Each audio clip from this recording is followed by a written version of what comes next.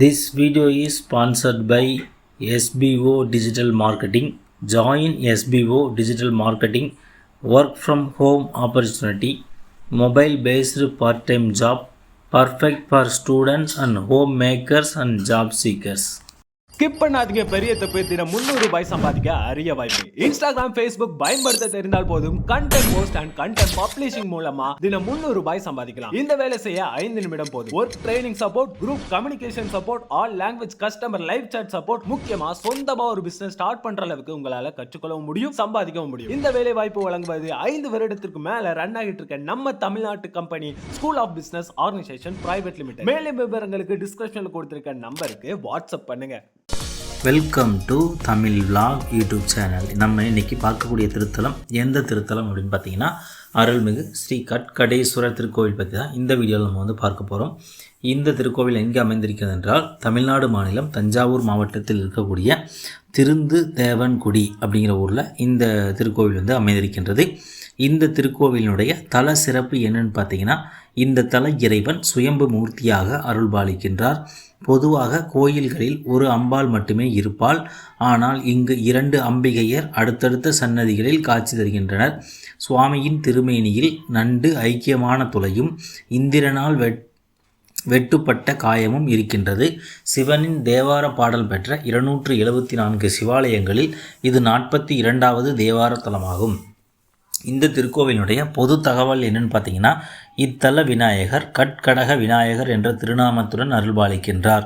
பிரகாரத்தில் வள்ளி தெய்வானையுடன் சுப்பிரமணியர், சுதை வடிவில் நடராஜர் இருக்கின்றார்.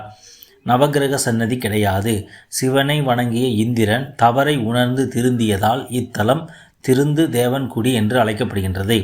இப்பெயரை சொன்னால் உள்ளூர்வாசிகளுக்கு தெரிவதில்லை. நண்டு கோயில் என்று சொன்னால்தான் இப்பகுதி மக்கள் சொல்கின்றார்கள். இந்த கோவிலுடைய தலப்பெருமை என்னன்னு பார்த்தீங்கன்னா, பிணி நீக்கும் சிவன் கால வெள்ளத்தில் இவ்விடத்தில் சுயம்புலிங்கம் மண்ணிற்குள் மறைந்தது. ஒரு சமயம் இப்பகுதியை சோழ மன்னன் ஒருவன் ஆட்சி செய்து வந்தான். ஒரு சமயம் அவனுக்கு வாத நோய் உண்டானது. பல வைத்தியங்கள் பார்த்தும் நோய் குணமாகவில்லை. சிவபக்தனான அம்மன்னன் நோய் தீர அருளும்படி சிவனிடம் வேண்டினான். ஒரு சமயம் வயதான மருத்துவ தம்பதியர் அவனது அரசவைக்கு வந்தனர். மன்னனிடம் சென்ற அவர்கள் தாங்கள் கொண்டு வந்திருந்த விபூதியை தீர்த்தத்தில் கரைத்து கொடுத்தனர். அந்த மருந்தை சாப்பிட்ட உடனே மன்னன் நோய் நீங்கி எழுந்தான். மருத்துவ தம்பதியினரை தனது அரசவையில் ராஜ வைத்தியராக தங்கும்படி வேண்டினான். அவர்கள் கேட்காமல் கிளம்புவதாக கூறினார்கள். எனவே மன்னன் அவர்களுக்கு பொன்னும் பொருளும் பரிசாக கொடுக்க எடுத்து வந்தான். அதையும் அவர்கள் ஏற்றுக்கொள்ளவில்லை. வியந்த மன்னன் அவர்களிடம், தாங்கள் விரும்புவது எதுவாக இருந்தாலும் தயங்காமல் கேளுங்கள், அதை நிறைவேற்றி வைப்பது என் கடமை என்றான். பின்னர் அவர்கள் இவ்விடத்திற்கு அழைத்து வந்து சுவாமி இருந்த இடத்தில் கோயில் எழுப்பும்படி கூறினர். மன்னனும் ஒப்புக்கொண்டான். அப்போது லிங்கத்தின் அருகில் சென்ற இருவரும் அதனுள் ஐக்கியமாயினர். அதன் பின்பு வந்தது சிவபார்வதி என உணர்ந்த மன்னன் இவ்விடத்தில் கோயில் எழுப்பினான். இவரிடம் வேண்டிக் கொள்ள பிணிகள் நீங்கும் என்பது நம்பிக்கை. சம்பந்தர் இவரை பிணி நீக்கும் சிவன் என்று பதிகம் பாடியுள்ளார். இரட்டை அம்பிகையர் தலம். பொதுவாக கோவில்களில் ஒரு அம்பாள் மட்டுமே இருப்பாள். ஆனால் இங்கு 2 அம்பிகையர் அடுத்தடுத்த சன்னதிகளில் காட்சி தருகின்றனர். மன்னன் இவ்விடத்தில் கோயில் எழுப்பிய போது ஏற்கனவே இங்கிருந்த அம்பிகையை காணவில்லை. எனவே புதிதாக ஒரு அம்பிகையை பிரதிஷ்டை செய்தான். மருத்துவர் வடிவில் வந்து அருளியவள் என்பதால் அருமருந்து நாயகி என்று பெயர் சூட்டினான். ஆனால் சிறிது நாட்களிலேயே தொலைந்த அம்பிகை சிலை கிடைத்தது. அதனையும் இங்கு பிரதிஷ்டை செய்தான் மன்னன். இவள் அபூர்வ நாயகி என்று அழைக்கப்பட்டாள். இவளே இங்கு பிரதான அம்பிகையாக கருதப்படுகின்றாள். யோகச்சந்திரன். புனர்பூசம், பூசம், ஆயில்ய நட்சத்திரம் மற்றும் கடக ராசிக்காரர்களுக்கான பரிகாரத்தலம் இது. சுவாமியின் திருமேனியில் நண்டு ஐக்கியமான துளையும் இந்திரனால் வெட்டப்பட்ட காயமும் இருக்கின்றது. கோவில் நுழைவு வாயில் சந்திரன் சன்னதி உள்ளது.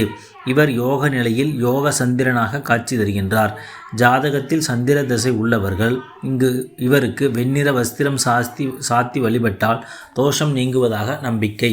இந்த கோவிலுடைய தல வரலாறு என்னன்னு பார்த்தீங்கன்னா, ஒரு சமயம் துர்வாச மகரிஷி சிவபூஜை செய்து கொண்டிருந்தார். அப்போது அவ்வழியே சென்ற ஒரு கந்தர்வன் துர்வாசியின் முதிய தோற்றத்தைக் கண்டு பரிகாசம் செய்தான். அவரது பூஜை கலையும் விதமாக கைதட்டி அழைத்தான். ஆனாலும் துர்வாசர் திரும்பவில்லை.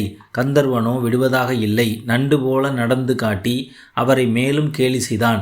கோபம் கொண்ட துர்வாசர் அவனை நன்றாக பிறக்கும்படி சபித்து விட்டார்.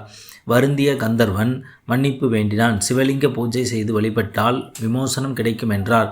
அதன்படி நண்டு வடிவில் இத்தலம் வந்த கந்தர்வன் சிவன் சுயம்புலிங்கமாக எழுந்தருளியிருப்பதை கண்டான். தினமும் அருகில் உள்ள புஷ்கரணியில் மலர் பறித்து சுவாமிக்கு படைத்து வழிபட்டு வந்தான்.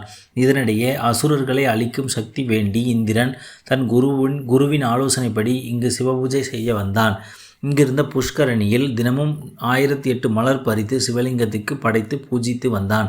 நண்டு வடிவில் வந்த கந்தர்வன் சிவனுக்கு மலர் படைக்கவே தினமும் இந்திரனின் பூஜையில் ஒரு மலர் குறைந்தது.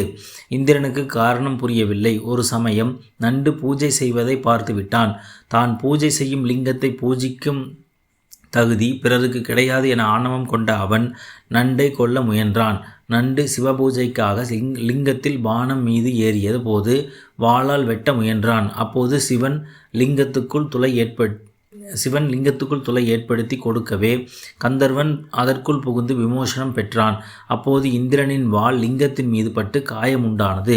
தவறை உணர்ந்த இந்திரன் மன்னிப்பு வேண்டினான். சிவன் அவனை மன்னித்ததோடு ஆணவத்துடன் இருப்பவர்களால் ஒரு செயலிலும் வெற்றி பெற முடியாது, பணிவு குணமே நன்மை தரும் என்று அறிவுறுத்தி காட்சி தந்தார்.